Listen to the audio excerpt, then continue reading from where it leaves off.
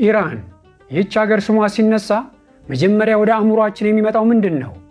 ምናልባት የኒውክሌር ፕሮግራም ወይም ደግሞ የነዳጅ ዘይት ወይንስ በየጊዜው የሚሰማው የፖለቲካ ጉዳይ? እነዚህ ሁሉ የኢራን መገለጫዎች ናቸው። ግን ሙሉ የኢራን ማንነት ብቻ ግን አይደሉም። ኢራን ከታላቁ የፐርሺያ ስልጣኔ ጀምሮ እስከ ዛሬው የእስላማዊ ሪፐብሊክ ሰፊ ታሪክ ያላት ሀገር ናት። ታዲያ ዛሬ በዚህ ቪዲዮ ከዜና ባሻገር ያለውን እውነታ እንመለከታለን። የኢራን ፖለቲካ፣ ኢኮኖሚ እና የማህበራዊ ህይወት ውስብስብ ገጽታዎች በአንድ ላይ እንፈትሻለን። ይህች ሀገር እንዴት ነው የምትመራው? ህዝቧስ ምን እያለ ነው? ዛሬ ወደ ምስጢራዊዋ እና ማራኪዋ ኢራን እንጓዛለን።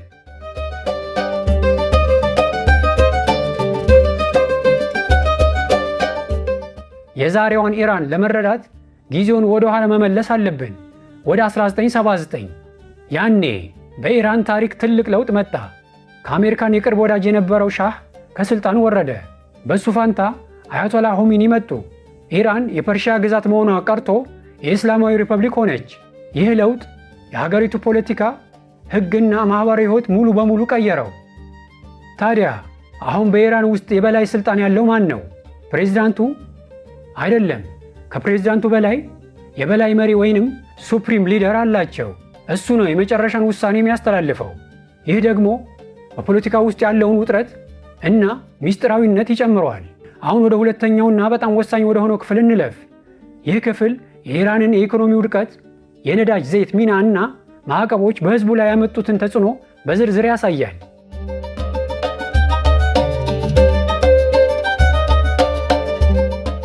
ኢራን በዓለም ላይ ካሉ ታላላቅ የነዳጅና የተፈጥሮ ጋዝ ክምችት ካላቸው ሀገሮች አንዷ ናት። ታዲያ ይህ ሁሉ ሀብት እያላት ለምን ህዝቧ በኢኮኖሚ ይቸገራል? ምክንያቱ አንድ ብቻ አይደለም፣ ግን ዋናው ምክንያት ማዕቀብ ነው። አሜሪካና የምዕራቡ ሀገራት በኢራን ላይ የጣሉት ማዕቀብ ሀገሪቱ ነዳጇን በነፃነት እንዳትሸጥ አግዷታል። ይህ ደግሞ የሀገሪቱን የገቢ ምንጭ አድርቆታል። የሚገርመው ግን ችግሩ በማዕቀብ ብቻ አያበቃም። ውስጣዊ የኢኮኖሚ አስተዳደር ጉድለት እና ሙስናም ሌላኛው ራስ ምታቷ ናቸው። በኢራን ገበያ ውስጥ የዋጋ ግሽበት ጣሪያ ነክቷል። ዛሬ በገዛ ዋጋ ነገ አታገኘውም። እስቲ አስቡት፣ የኢራን ገንዘብ ሪያል ዋጋው በየቀኑ እየረከሰ ነው። አንድ ተራ ሰራተኛ ወራዊ ደሞዙ ለቤት ኪራይና ለምግብ ብቻ እንኳን አይበቃውም። ይህ ደግሞ በመካከለኛው መደብ ላይ ላሉ ማህበረሰቦች ትልቅ ጫና ፈጥሯል። ብዙ የዩኒቨርሲቲ ምሩቃን ቢኖሩም ስራ አጥተው በየመንገዱ ይታያሉ። ሀብታም ሀገር ግን ድሃ ህዝብ፣ የኢራን ትልቁ ተቃርኖ ይሄ ነው። ወጣቶቹ ለተሻለ ህይወት ሲሉ ሀገራቸውን ጥለው ይሰደዳሉ። ኢኮኖሚው ከፖለቲካው ጋር ተሳስሯል። የኒውክሌር ስምምነት ካልተሳካ ማዕቀቡ አይነሳም። ማዕቀቡ ካልተነሳ ደግሞ ኢኮኖሚው አይነቃቃም። ታዲያ ይህ ሁሉ ጫና በህዝቡ ማህበራዊ ህይወት ላይ ምን አመጣ? አሁን ወደ ሶስተኛው እና በጣም ስሜታዊ ወደ ሆነው ክፍል እንለፍ።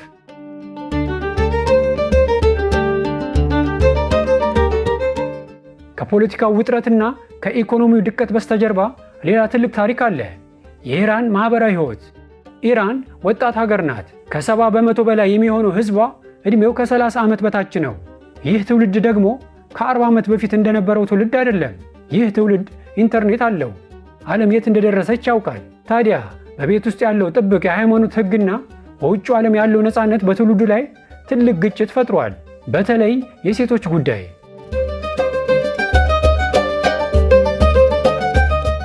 ባለፉት ጥቂት ዓመታት በኢራን ታይቶ የማይታወቅ ተቃውሞ ተቀሰቀሰ። ምክንያቱ ደግሞ ሂጃብ በአግባቡ አልለበሳችሁም ተብለው በፖሊስ ቁጥጥር ስር የዋሉ ሴቶች ጉዳይ ነበር።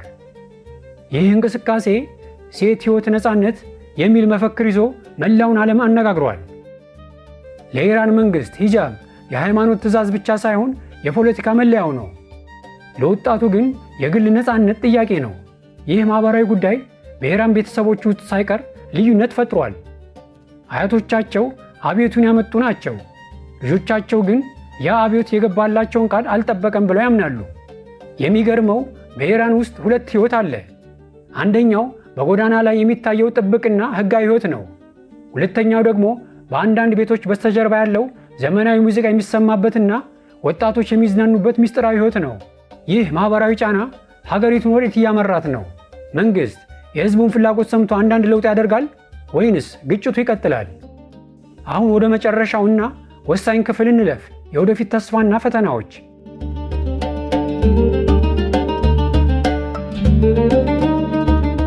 ታዲያ የኢራን የወደፊት ዕጣ ፈንታ ምንድን ነው? ሀገሪቱ በዓለም አቀፍ ማዕቀቦችና በውስጣዊ ተቃውሞች መካከል ቆማለች። በአንድ በኩል መንግሥት የኒውክሌር ፕሮግራሙን እና ቀጠናዊ ተጽዕኖን ለማስቀጠል ይጥራል። በሌላ በኩል ደግሞ የሀገሪቱ ወጣቶች የተሻለ ኢኮኖሚና የግል ነፃነት ይፈልጋሉ። ኢራን ታላቅ አገር ናት፣ ታላቅ ታሪክ እና ታላቅ ሕዝብ አላት። ነገር ግን አሁን ያለችበት መንገድ ብዙ ፈተናዎች የተጋረጡበት ነው። የውጭው ዓለም ኢራንን እንደ ስጋት ማየቱ ይቀጥል ይሆን ወይንስ አዲስ የሰላም መንገድ ይከፈታል?